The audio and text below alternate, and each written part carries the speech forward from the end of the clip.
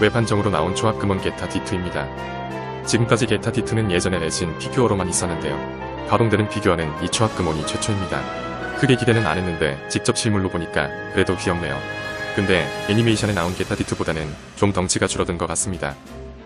애니 모습과 비교하면 이 초은 조금 뭐랄까 약간 근손실이 온 느낌입니다. 아무래도 애니 속 D2의 육덕진 프로포션을 100% 잘 살리진 못한 것 같습니다. 그래서 약간 덜 성장된 중딩 같네요. 얼굴 모습인데요. 얼굴은 굉장히 깔끔하게 생겼습니다. 이렇게 보면 애니메이션의 게타 D2의 얼굴을 꽤 잘 살려낸 것 같습니다. 게타 선수집창 부분은 바다색으로 메탈릭 도색돼 있고요. 클리어 파츠는 없습니다. D2는 게타 선수집창이 아크와는 달리 파란색이네요. 이 부분을 보면 네오 게타에도 있는 건데 참 여러가지 게타에서 디자인을 따와서 짬뽕시킨 것 같습니다. 이 게타 D2 컬러링을 보면 애니메이션에서 나온 것보다 약간 밝은 느낌입니다. 그래서 그런지 애니 속 모습에 비해 귀여운 듯 합니다. 조합금원 게타 D2가 애니메이션 모습과 약간 다른 이유가 이전에 나온 게타 드래곤 조합금원을 거의 그대로 우려먹다 보니 그런 것 같습니다. 그래서 전체적인 프로포션이 조합금원 드래곤에 가깝습니다. 일단 육안으로 봐도 어디를 우려먹었는지 한눈에 알 수 있는데요. 이 허벅지 부분, 고관절 부분, 팔뚝 부분이 똑같습니다. 주먹 파츠도 똑같고요. 어깨의 파란 부분도 똑같습니다. 잘 보시면 이 목 부분도 그대로 써먹었습니다. 드래곤에서 디자인만 달라진 부분만 빼고 거의 다 우려먹었다고 보면 됩니다. 드래곤과 D2의 디자인 비교를 해보겠습니다.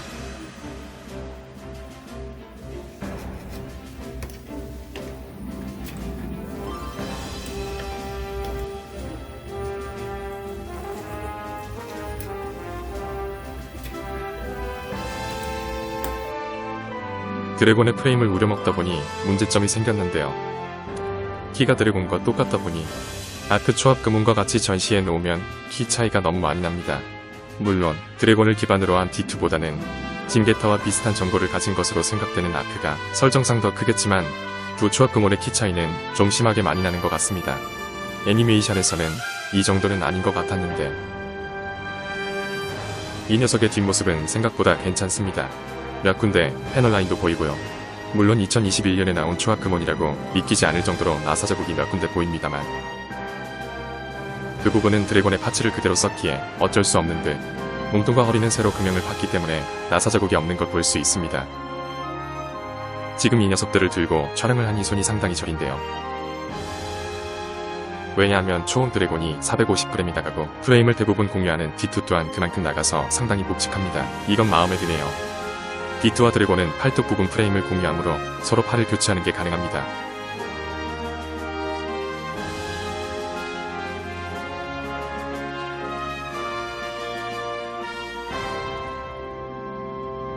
완벽하게 호환됩니다.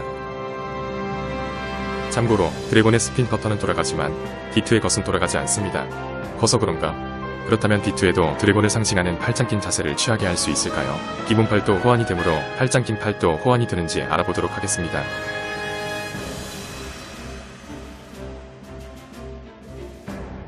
이런 연병 안됩니다.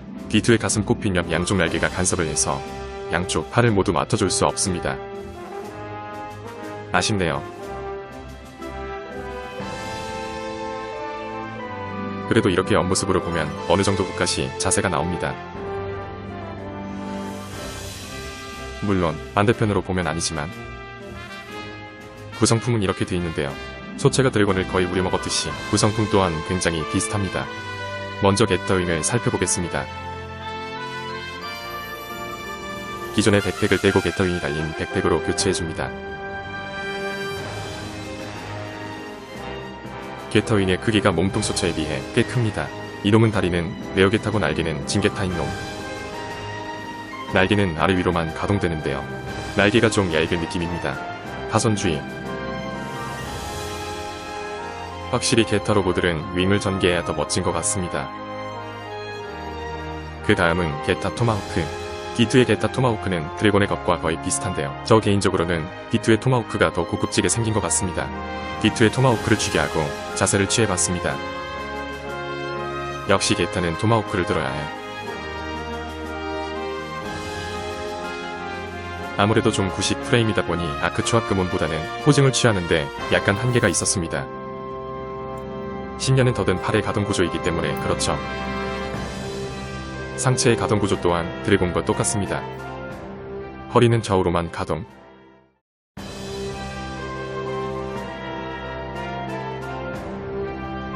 가슴도 위아래로만 가동합니다.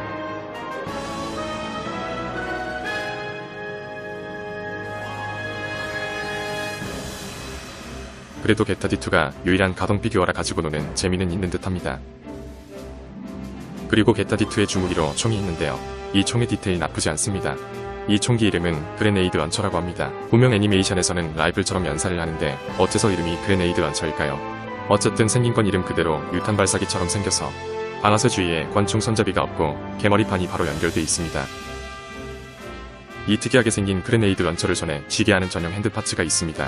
개머리판을 이런 식으로 손에 쥘 수 있습니다.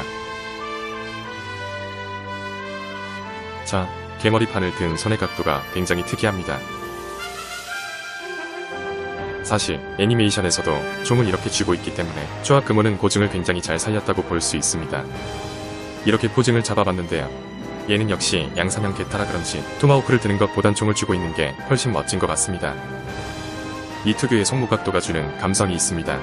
비록 애니메이션에서 총으로 적을 죽이는 건 한 번도 못 봤지만 멋집니다. 나중에 블라스트변이 동봉된 진게타 아크 버전 모델이 나오면 걔랑 같이 전시해 놓으면 멋질 듯. 이게 게타 D2 디스플레이 받침대인데요. 보시다시피 드래곤의 받침대를 90% 우려먹었습니다. 뭐 어쨌든 위에 전시를 해봅시다. 총 아크가 굉장히 흉폭하게 날카롭게 생겼다면 얘는 이쁘고 귀여운 것 같습니다.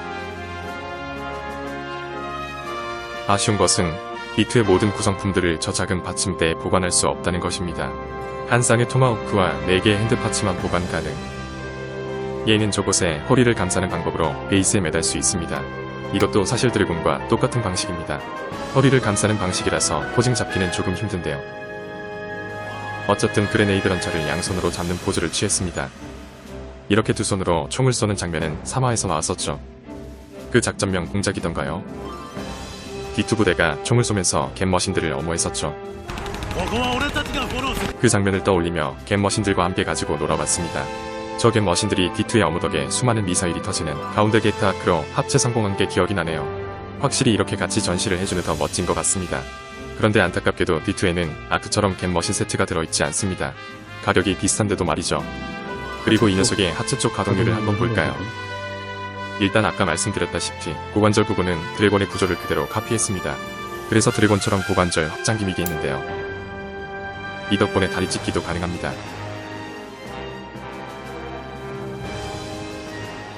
발목 부분도 늘릴 수 있어서 가동이나 포징에 도움을 줍니다.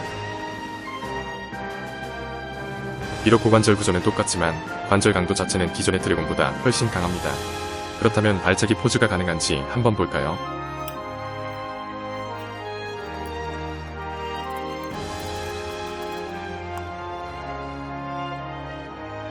이렇게 어설픈 포즈로나 발차기가 가능합니다.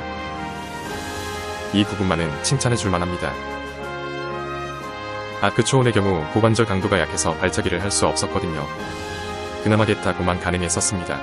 근데 이 D2의 경우에는 생각지도 못한 발차기가 가능해서 놀랐습니다. 마지막으로 총평입니다. 아무래도 D2는 비행기 기체이다 보니 수요가 한정적이어서 한정판으로 발매되는데요. 살 사람만 살 녀석이다 보니까 반다이에서도 뭔가 절감을 위해 기존의 드래곤 프레임을 써먹었습니다. 때문에 아무래도 최근에 나온 초원치고는 부족해 보이는 게 사실입니다. 그래도 이 피규어에 의의가 있다면 유일무이한 D2의 가동 피규어라는 점입니다.